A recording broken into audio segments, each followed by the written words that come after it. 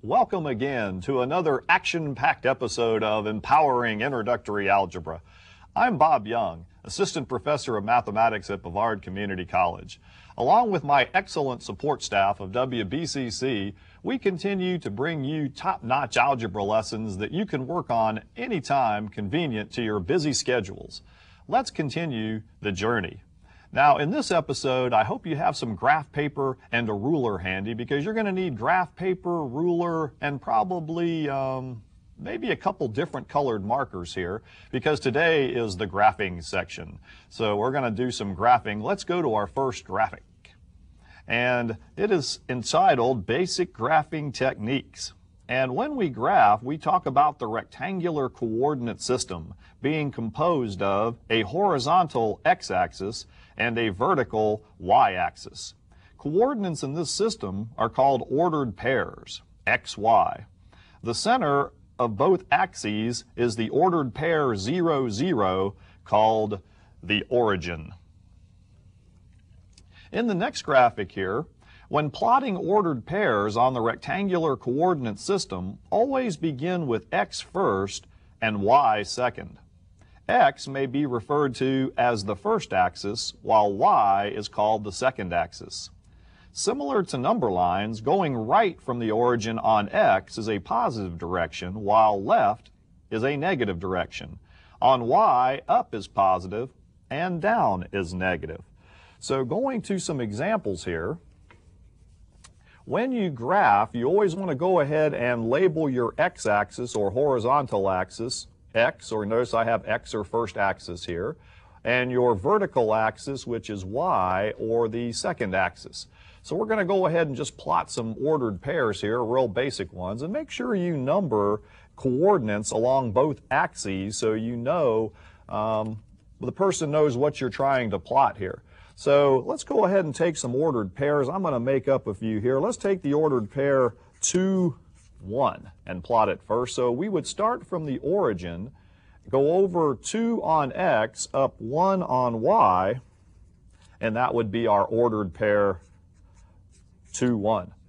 We could try -4, 3. Okay, so -4, 3, starting from the origin, we would go over 1, 2, 3, 4 places to the left, up 1, 2, 3, and we would be over here, -4, 3. And notice you don't have to label your number lines to infinity and beyond. I mean, if you give your instructor an idea of what your increments are on both axes, you'll be okay. All right? Now, can we have fractions on our rectangular coordinate system? Why, you betcha.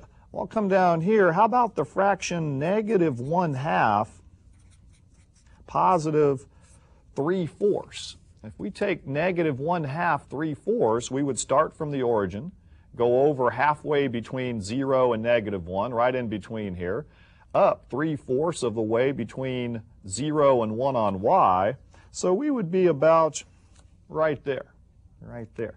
So that would be the ordered pair -1/2 3/4. And you want to label your ordered pairs close to where your point is, where your point falls on the axes. All right, so x first, y second on the ordered pairs. All right, can we have decimals, you might ask? Well, certainly. We can come down here and have 1.7 -2.9. And we can go ahead and plot this ordered pair. So 1.7 would be about 7/10 of the way between 1 and 2. So we'll go a little bit past halfway on x. Y, -2.9, would be real close to -3 down here. So we'll go over 1.7 on x down to about, I would say, right here would be this ordered pair. So that one's nice and largely written. You can't miss it there. So close enough for government work. So this is just some basic plotting ordered pairs. Now, where students get in trouble sometimes on these, let's take the ordered pair. I'll come over here, 0, negative 2. And we'll try to plot this one. Now, on this point, we're going over 0 on x, so we're not moving on x at all, but on y, we're going down negative 2, so this point would actually fall on the y-axis, 0, negative 2. Be right there on y. Whereas, if we had the ordered pair, for example, 3, 0, we would go over 3 on the x-axis, and we wouldn't go up on y at all. We wouldn't go the vertical direction at all. So that ordered pair would lie right here. 3, 0, and then 0, negative 2. So watch out the difference between a point lying on x, because x always comes before y in ordered pairs, and a point lying on the y-axis. Okay. Now, continuing, sometimes they'll give you some ordered pairs and ask you to find the coordinates of the varying points. All right, so I went ahead and labeled some. And we've got find the coordinates of A, B, C, D, and E. Now, some of you might say, well, Young, that's a piece of cake. A, if you start from the origin, is going over 3 on x and up 1 on y. But are these axes labeled? No. I mean, this one dash here could mean 5. And if these meant 5, this would be 5, 10, 15, 5 would be point A. Or this could be 10. Okay, this could be 10, 20, 30, 10. See, so it's very important that when you are graphing and you're trying to show an instructor a graph, that you label and let them know what you're talking about, or let her know what you're talking about. So I'm going to go ahead, just to be consistent here, and we'll go ahead and put increments of 1 on here so you can see them very well. Okay, so again, positive direction on x, positive direction on y, negative direction on x, negative direction on y. Okay, so if you just label a few, then we'll be able to now classify which ordered pairs go where. So A would be the ordered pair 3, 1. X is 3, y is 1. B would be 1, 2, 3, 4, 5 on x, 0 on y. C would be 0 on x, going down on y, negative 2 here. Point C would be 0, negative 2. Point D would be negative, going from the origin, negative 2 on x, down 3 on y. So point D would be negative 2, negative 3. And point E, notice I threw the fraction in there just for meanness. You go over negative 2 and 1/2. It looks like it's halfway between negative 2 and negative 3 here. And then up a half on y. So this would be negative 2 and 1/2, 1/2 for point E. Or you decimal people out there might say that could be negative 2.5, 0.5. So inclined. So you can have fractions and decimals in this rectangular coordinate system and so forth. All right. Now, make a note here in your mind on these points we plotted here, because next thing we want to talk about on graphing is what is called quadrants. Now, notice this x-axis and this y-axis break up into 4 different quadrants. So that you will be asked which quadrant certain points are in at times. So quadrant 1 is always the right one here in the picture. Quadrant 2, 3, and 4 is labeled. Notice they label the quadrants with Roman numerals. All right, and notice I've got my graph here. Notice on this one I let this be 2. Every little dash now is increments of 2. So if I go plotting some points here, I'll take a point in this first quadrant and I'll go ahead and write the point 6, 2. I'll go ahead and mark that point off. So I would go over 2, 4, 6 on x, up 2 on y, and we would be right here. So this would be the ordered pair 6, 2. Okay. Now, notice in quadrant 1, any x point I wish to graph is always going to have this in mind. X is always going to be positive and y is always going to be positive no matter what point I plot in the first quadrant. So we want to go ahead and make notations of the signs now. Those signs, they always come back and get us. All right, in the second quadrant, if I take any point and plot it over here, and I'm going to, how about, let's take negative 2, 8 and plot it. that would certainly be a point in the second quadrant. I would go over -2 on x up 2, 4, 6, 8 on y. So I'll go ahead and label that there so you can see it at home. There's my ordered pair -2, 8. So no matter what point I pick in this second quadrant, x is always going to be what kind of a number? Negative, and y is always going to be positive in that second quadrant. And boy, there's a lot of useful applications to graphing in the real world. I mean, can you imagine compasses, north, south, east, west, or latitude, longitude on the globe? So boy, there's a lot of things going on with graphing we will find in the real world. In quadrant 3, x, no matter what x value we pick, is always going to be a negative value, as is y. All right, so x and y in the third quadrant will be negative, and we'll go ahead and take an ordered pair here and graph it just for fun's sake here. We'll take the ordered pair -4, -2, and we'll plot that. So we would go over from the origin, -4 on x, down 2 on y. That ordered pair would lie there in the third quadrant. And the fourth quadrant, last but certainly not least, the fourth quadrant, x is always what kind of a number? If we go right, would be a positive direction.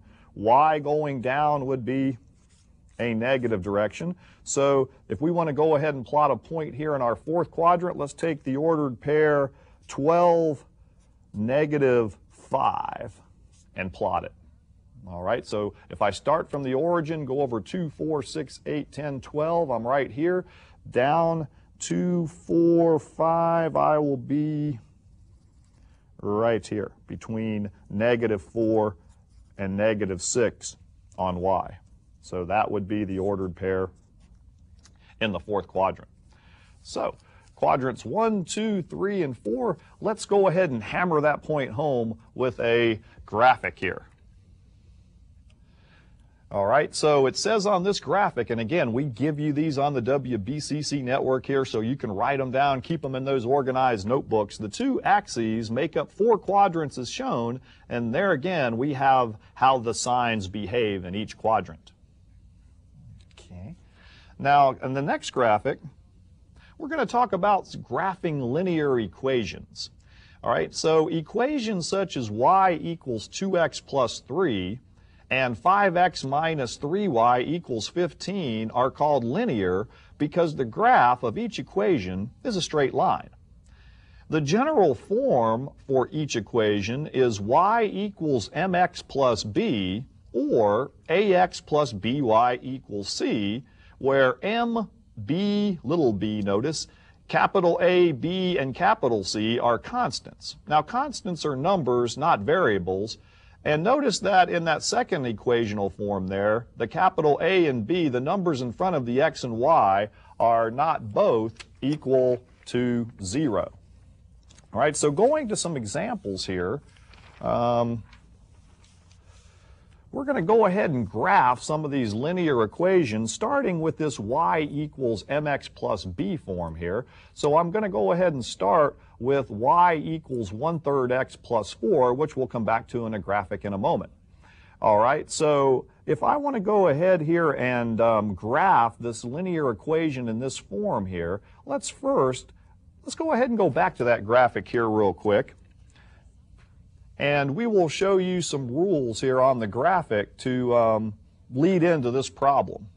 All right, so back on the next graphic here, need a little more background on this before I get into it. The graph of an equation is a drawing that contains all of its solutions or points. All right, so to graph a linear equation in the form y equals mx plus b here, use the following steps. Step 1, choose 3 smart x values. Step 2, compute the corresponding y values. Step 3, form the ordered pairs x, y. And then 4, plot the points and draw a line through them. So there's that example I have up here that we're going to go to right now, y equals 1/3 x plus 4. All right, so let's take a look at that one now. I had to give you a little background before I threw you right into the fire there. I'm sorry. So Now we've got the problem here. So if I'm trying to graph points that satisfy this equation here, what I'm going to do is I'm going to pick 3 smart x values as we saw in the graphic. So I'm going to let x be 0. All right, now if I plug in 0 for x here, what y is going to come out to be is 1/3 times 0 plus 4. So we've got a little order of operations going on here. 1/3 times 0 plus 4, y will come out to be 4. So plugging in 0 for x will give us 4 for y. That is a point that satisfies that equation. It will be on that line. All right. Now another smart x value to pick here, since I'm multiplying by 1/3, I'm going to pick numbers, if I multiply by 1/3, that will come out nice. And looking at that denominator of 3, I'm going to choose 3. Because now if I plug in 3 in this equation for x, y will be 1/3 times 3 plus 4. And we've got a little order of operation stuff going on here. Please excuse my dear Aunt Sally. Multiply before adding. 1/3 times 3 is 1, chopping out the 3's, plus 4 gives us 5. So another point on this line would be 3, 5. When x is 3, y comes out to be 5. And another smart x value to pick here might be, how about 6? Because if I take 1/3 and multiply it by 6, again, I've got the chop-chop cross-cancellation action going here. Remember, I can put a 1 under that 6. Don't forget to add the 4 in there. That's part of this up here. So 1/3 times 6 is 2 plus 4 gives me 6. So in this example, when x is 6, y also comes out to be 6. So I chose 3 smart x values, substituted them in, got y values. Now I can come over here and plot those ordered pairs on my graph. So I'll start with 0, 4. Don't go over any on x, up 4 on y. Okay, that's my first point. 3, 5, I'm going to go over 1, 2, 3 between 2 and 4 here. Up 5, which will be right here, 3, 5. And 6, 6, I'll go over 6 on x and up 6 on y here. And if you have gotten the points right, if you plugged in the correct x values and you got the correct y values back, notice that we are indeed forming a what? A line. All right, and we could have even put more points in there for x. We could have put infinitely many points in there for x and got y values. So we have graphed our first linear equation, y equals 1/3 x plus 4. Now notice in this form, the 4 here, the b, is what's called the y-intercept. And we're going to talk more about that in this lesson as well. Okay, it crosses the y-axis at 4. All right, let's try another one here. Let's go ahead and try y equals -1/2 x minus 2. All right, so we want to go ahead and plot this one. We can go ahead and put them on the same graph here, save a little bit of time and paper. All right, so what we'll do is we'll pick some x values here, and I always like to put 0 in for x. And it's not being lazy, it's just being smart. Because if you take and multiply something by 0, -1/2 times 0 minus 2, you end up with 0 minus 2, which gives you minus 2. All right. Now, what would be another smart x value to put in here, looking at that denominator of 2 there? All right, so, well, I would say that 2 would probably be a good choice. So I'll let x be 2, because if I multiply that -1/2 times 2, again, we'll have the chop-chop cross-cancellation action. So we'll get -1/2 times 2 subtract 2 is going to give us -1/2 times 2 is -1 subtract 2 is -3. Okay. And one other value to put in here, let's go ahead and put some negative values in here. We can put negative values in here. Let's put in -2 for x. So we'll have -1/2 times -2 subtract 2. -1/2 times -2 is +1. Subtract 2 will give us a -1. So again, I chose 3 pretty nice x values, plugged them in, and I spit some y values back out. All right. So now let's go ahead and plot this on the graph. And I'll choose a different color marker here just so we can have some different context. 0, -2. I don't go over any on x. I go down -2 on y. Okay. 2, -3. I'm going to go over 2 on x and down -3 on y. And -2 -1, I'm going to go over -2, and on -1, I'm putting that dot right on the -2 there, sorry. But again, you can see those dots lining up. All right. I don't know if you can see the green marker too good out there, but, well, we're working on things here. So let me go ahead and connect those dots here. So all the points on this line will satisfy that equation. All right. So in green here, we have now plotted our second linear equation. And notice in this y equals mx plus b form, we said that number after the x there is always where the line crosses the y-axis. And in this case, it crosses the y-axis at -2. So that's something to keep in mind in this form. All right, let's look at a few more. Let's look at a few more here. So fun with graphing today is going to be the title of this episode, Fun with Graphing. All right, so now we've got y equals x plus 2 here in this next example. So this one's a little bit nicer. I'm not beating you up with the fractions anymore. So we'll go ahead and put some x's in. 0 for x gives us 0 plus 2, y comes out to be 2. I put in 1 for x, 1 plus 2, y comes out to be 3. So some of them in this form are very nice. And remember, all you need to graph a line is some points that satisfy the equation. And there are infinitely many points. I mean, if we wanted to go crazy here, we could put 100 in for x, and we could get y is 102. We could put 1,000 in for x, and y would be 1,002. We could put 1,000,000 in for x, 1,000,002. But I don't think we're going to graph that way on out there. That's why we always put arrows on our lines showing that they will extend in all directions endlessly here. All right, so let's take a more reasonable point here for x. Let's take the ordered pair. Let's go ahead and put in 2 for x, and then 2 plus 2 would give us a y value of 4. All right, so don't fear graphing lines here. So if we plot the points now, 0, 2, it would be right here on the y-axis. All right, and notice that 2 that comes after x, that's where it's going to cross. 1, 3, we'll go over 1 on x and up 3 on y. And if you do these, you notice you're going to have a line forming. I'll skip this third ordered pair here and go to 2, 4. 2 and then up 4. So notice how nicely those points line up when you indeed make sure that they work in the equation you're given. And again, these are called linear equations because when we put those points together, look at what we get, ladies and gentlemen. The graph of a line.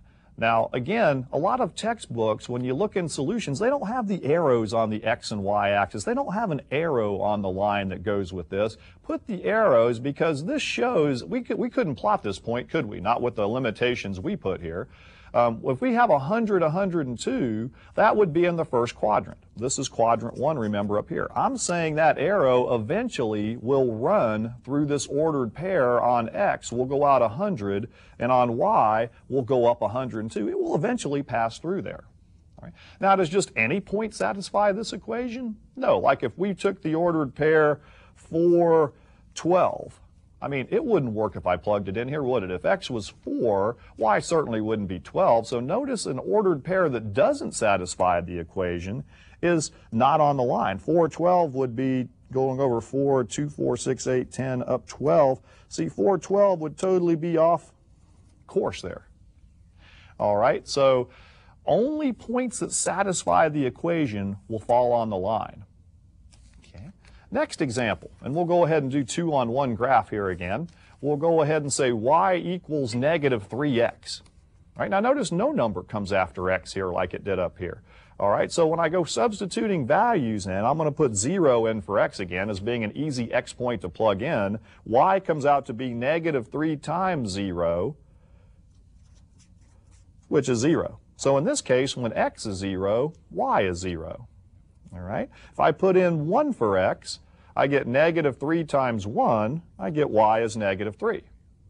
If I put in -1 for x, and there's your sign rules again. Boy, those things will come back and get you if you're not sure of them. -3 times -1, y comes out to be a +3. So all you need to graph a line, ladies and gentlemen, is just some ordered pairs that satisfy the equation, and then things will line up for you.